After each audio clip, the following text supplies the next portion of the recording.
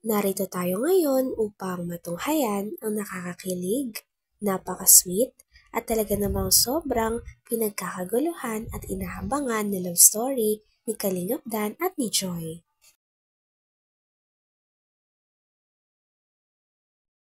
Sa pagpapatuloy ng ating istorya, ito nga ay napaka-espesyal at hindi malilimutan na episode ng vlogs ng Dan Joy. Dahil sa vlog na ito, talagang ito na ang pinakainahantay ng lahat na pag-amin ni Joy at ni Kalingap Dan sa tunay na status nilang dalawa. Dahil sila na. Pagkakain namin. Tapos umahiga na ako. Sabi ko, bakit kaya parang hindi na ako, sabi ko parang hindi na ako nakakahinga. Bangon ako, nilakad-lakad ako dito. Kasama ko si Isa. Nahilo po kayo? Hindi naman ako nahilo. Wala man, di man nagsakit ang ulo ko. Wala man akong nasakit. Yun nga lang yung paghinga ko. Parang sabi ko, bakit parang kinakapos ako ng paghinga. Pahinga lang yan, ay. Pahinga? Pahinga lang po kayo, Nay. Sabihin niyo po sa amin kapag kailangan Kaya na... hindi ko pinapasok si Isil kanina. Pero ngayon, okay naman na po kayo? Kaya lang parang yung mahina yung katawan. Oo. Kasi puso yan eh, di ba? Ikaw, Joy, kumusta? Okay lang. Anong ginawa niyo din sa mga birthday gift? Nipon niyo? Opo, yung ginulog ko po sa bang. Ayos. Ano yung plano niyo? Nay, anong plano niyo? Hindi. Napag-usapan niyo na ba mga plans? Hindi, napag-usapan sana namin. Sabi So, ko kada sa dito, kanya, Joy, at baka yung mic di marinig sila. napag-usapan namin na mag-ina, sabi ko na, at nag-uupa ka ng bahay. Di sabi, may lote na, di ba? Sabi ko, nak, anong gawin mo kaya? Kausapin mo si Kuya Rab mo na patayuan ka na lang ng kahit maliit na bahay na kasya yung gamit niya. Sabi ko sa kanya. Kaysa magparaupa ng Kaysa sa magparaupa. 10,000? Sabi ko sa kanya. Tapos una, naisipan namin, magtubos kami ng nyugan, na yung bagang lalagasan. Sabi ko, yan. buwan-buwan, may income, at Maganda mapasok yun. na si Isel. Saka naisip ko naman, kung yung sa nyugan naman, hindi naman sasapat yung kikitain niya sa inuupa niya pagka sa bahay. Di sabi ko, bahay na lang ang Bahay. sabi ko, kahit maliit Yung lang, tindahan po, magandang kita sa tindahan, hindi? dito sa tindahan, okay naman. Okay naman. Sa tindahan po, Nay, mga ganyang tindahan, mga magkanong mga average na kinikita isang buwan? Isa. Minsan, ngayon na, nabinta naman ako minsan 300. Di ba nga niyat ang tindahan? Di ba kasi, yun na nga Di ba may bigas ako? yun na yung sinasabi ko na magkano lang naman ang kita sa tindahan, di ba? Parang libangan lang yan, di ba, Kuya Bob? Bigas, kagaya yun sa Kasi, bigas. yun na nga. Pinautang ko. Sa isang Yun pa, may mga utang pa. Sa ako na eh. Hindi, ang isang sako. Ha? Ano po? Yung kalahati. 25 kilo po. Ano po? 1 to 50. Wala. Laki naman pala ng bigay ko. 1.6 ang bigay ko. Kaawat naman yung mga nasa. Okay lang yun, ay. Pero wag masyado. 1.6 ang bigay ko. Lingguhan ang bigay nila 400. Utang man? Utang? Utang naman pala. Yung 10 sako yan, ay. Ngayon nga ay nagpe-prepare pa lang si Kalingap Dan at si Joy sa sasabihin nila sa mama ni Joy. Nandoon muna si Kalingap Rab upang pagaanin ang energy at kausapin ang mama ni Joy kung ano bang nararamdaman nito sa mga nangyari noong araw na yun dahil nakatanggap silang muli ng regalo galing sa mga fans ng Dan Joy. Naging masaya naman ang mama ni Joy para sa kanilang dalawa. Tayo ng tindahan namin. Allowance ni Isil, hindi man ako na. Dito, sabi ko, mas kailangan niya ang kwarta kaysa sa amin ni Isil. Nakakaraos man kami sa tindahan. Kaya lang yun nga, ang dami na baga namin. Biniro mong siyam na kami. Siyam na kayo? Siyam! Bakit? Nagigitna ako ng tig-apat na tindahan. Tindahan. Oo. Ano na lang? Libangan nyo na lang po yan. Yun na lang. O kung may maisip ko yung ibang yung pwede nyo itinda na wala pa yung iba. Ganun Wala yung, naman. yun Pag ang may nakita maganda. ka naman, di yun naman ginagaya naman nila. Kaya nakakainis nga. Normal po, Pilipino po talaga ganyan. Buti pa yung live selling ni Joy, no? Yung, No, yung sa Velvet Box. 23,000. baka naman. Hala, yun mo na yun. Check pa daw. Papalitan mo na. Baka may Hindi na. expiration yun. Papalitan nyo na yung check eh. Laki ng kita niya. Nagupo lang siya ng ilang oras. May schedule na kayo ulit. Next week na kayo. 14. Malapit na sila ulit. Rotation lang yun eh. Di pa niya nakukuha yung kinita niya pero... Di ba na grabe yung opportunity po yung binibigay namin sa kanila.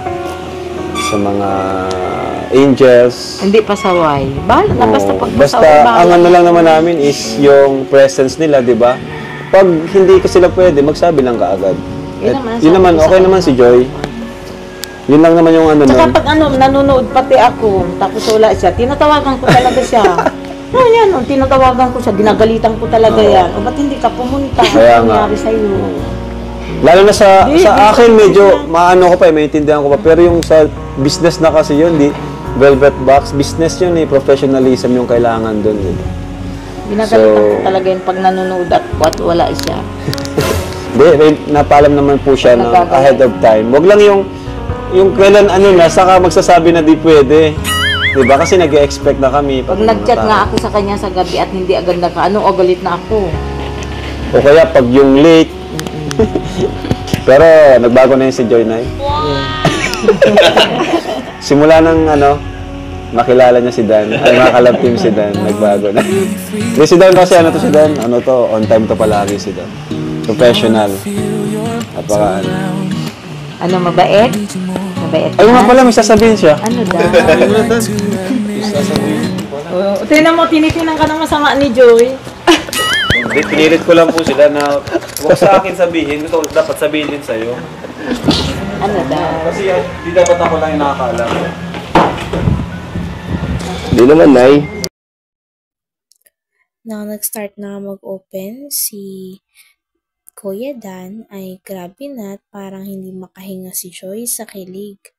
Grabe at sobrang galing pala talaga ni Kalingap Dan magsalita dahil in-explain niya sa mama ni Joy ang mga tunay na nangyari kung bakit nahulog sila sa isa't isa at ang tunay nilang status ngayon. Hindi naman, Nay. Wala. Ano daw? Si Joy daw po may sasabihin. Hindi ako ikaw. Sasabihin ka. Ano, Nay? Ano pong nakikita niyo po ba sa amin ni Joy? Ako naman, maayos na nakikita ko sa inyo sa pamin niyo. Wala namang problema. Ayos naman po. Wala namang problema. Wala namang mga... Basta yung tiwala lang ng bawat isa, yun ang huwag ninyong aalisin. Yung respeto, yan ang kailangan ninyo. Hindi naman po nawawala yun. So...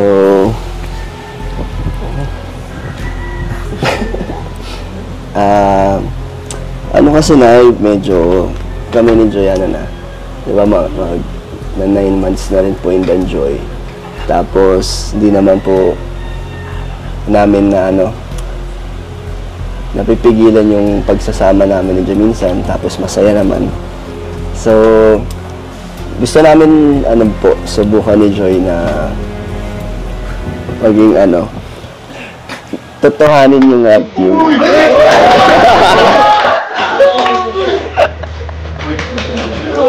Hindi, ano naman. Yan ang parati ko tinatanong sa kanya. Ano po? Yan ang parati ko tinatanong sa kanya. Sabi ko na, kayo niya yata na daw. Sabi niya, ma, hindi pa ma. Sabi niya sa akin. Pag kami na ma, magsasabi ako sa iyo, magpapaalam ako sa iyo. Parati namin tinatanong niya sinasabi. Kaya sabi ko sa Nadia, basta ako yung pag-aaral ako, pababay.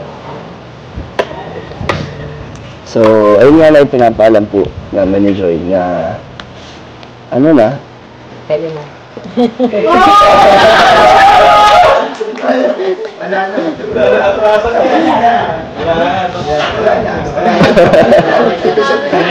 ano na ano mo nararamdaman niyo?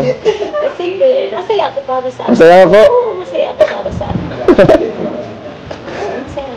Marami ko po nang nakausap ko man siya.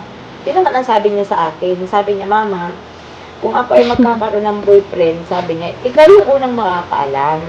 Sabi niya.